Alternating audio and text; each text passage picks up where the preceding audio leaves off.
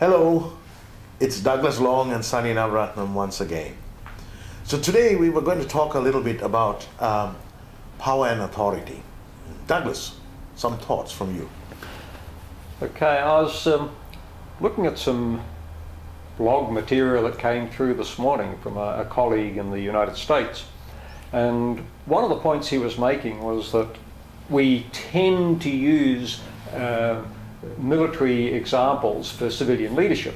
That time and again we hear images of war and battle and in combat type situations used in business, and everyone's aware of the work of Sun Tzu and other people like this and Clausewitz, and that we tend to pick up their models and concepts from a military point of view and use them in the ordinary business arena.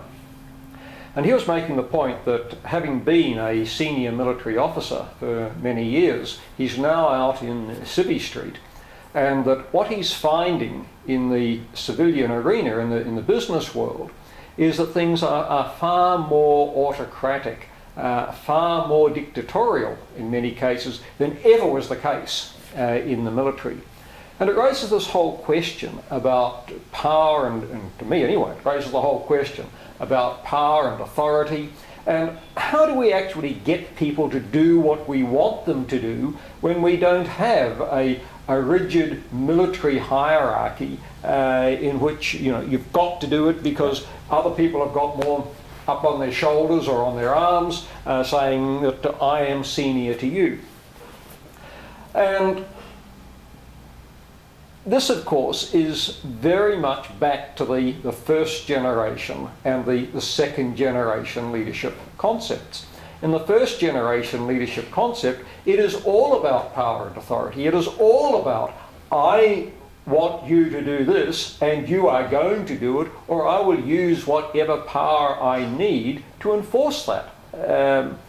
Second generation leadership is predicated on exactly the same concept, but it expresses it a little more nicely insofar as it says, I want you to do this, and if you do it, then there will be certain rewards such as my attention or more information or promotion, whatever it might be, in order to get there.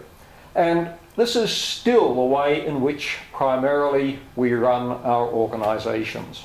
The problem is that many people today, an increasing number of people today, I think, are finding this repugnant, rebelling against it. I knew you'd get the word. Rebelling against it and saying, I'm not prepared to accept power and authority in this most blatant format. I'm not prepared to say to jump just because you say jump.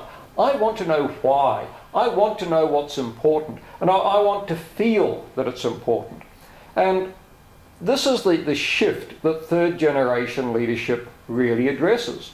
Because what third generation leadership is about is saying, I want to work with you. I want to make sure that you really understand what it is that we are trying to achieve, that there is a commonality of purpose between the organization, between me as the manager or leader, and between you as the follower, the rest of the people that are involved, that there is an absolute commonality of purpose and agreement on where we're going and what we're really trying to do. Because when there is that shared commonality of purpose, and when people feel committed to that commonality of purpose, then true accountability takes place, because a person starts to feel fully accountable, first of all, to themselves. They don't want to let themselves down. Second, they don't want to let the rest of the team, the people around them, down. So they're accountable to them. And of course, ultimately, through both of those, they become fully accountable to the organization. And it's when this really happens that organizations start to achieve tremendous results, previously unexpected results, the sorts of things that we've talked about in other places, including on the workshop that's coming up in a few weeks' time, when we're talking about the phenomenal results achieved by an organization that was trying out third generation leadership for a short period.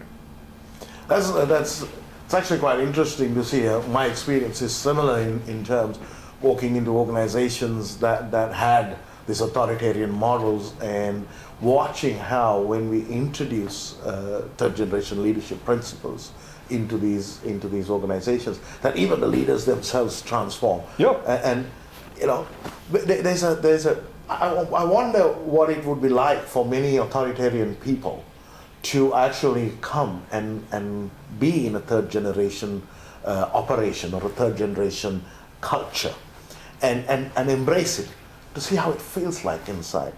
I had the wonderful experience of a trade union gentleman who was one of those really rough and tough. He'd come from England and he was just absolutely, it's about boom, boom, everything that he was doing. And he got involved with us on an operation that we were doing in a state organization, and he looked at what the leadership style that we were doing was and how people were doing things that he never expected them to do. These guys were doing amazing stuff. And he could have got himself engaged in this process himself, wanted to learn, and we kind of mentored him as he did some of the stuff around him.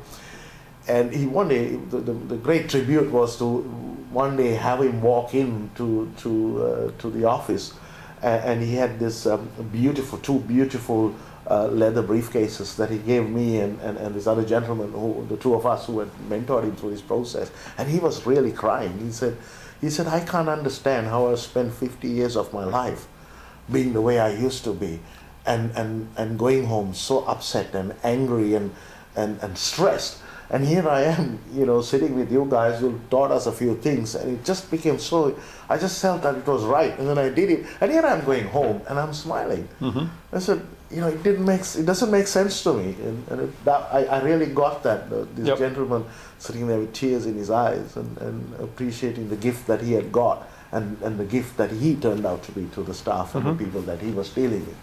So I do echo it, and I am quite cognizant of the fact that there's so many organizations where they think the only way that they can get something done is by being these authoritarian, dictatorial beings.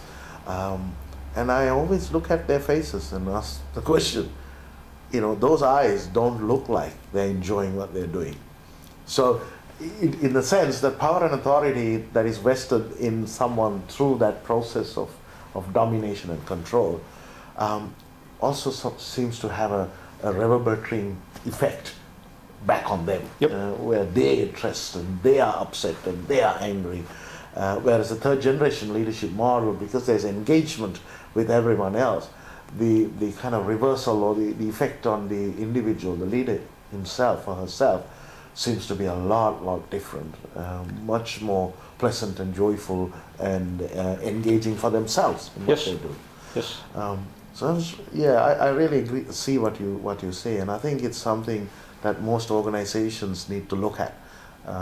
Young people of today are definitely not in the same mold, and the average person today is also not willing to be pushed around and dictated to. That's perhaps accounting for why so many people are leaving the workforces and starting their own small businesses and getting out of the place, because they just hate being in these organizations. Yes. Yeah. So what do you think? Do you think that would work in your organization, or are you a leader who practices those principles? We would love to hear from you. Please comment or email us. We would love to hear what your thoughts are and what your experiences are. Thank you for watching. We look forward to talking to you soon.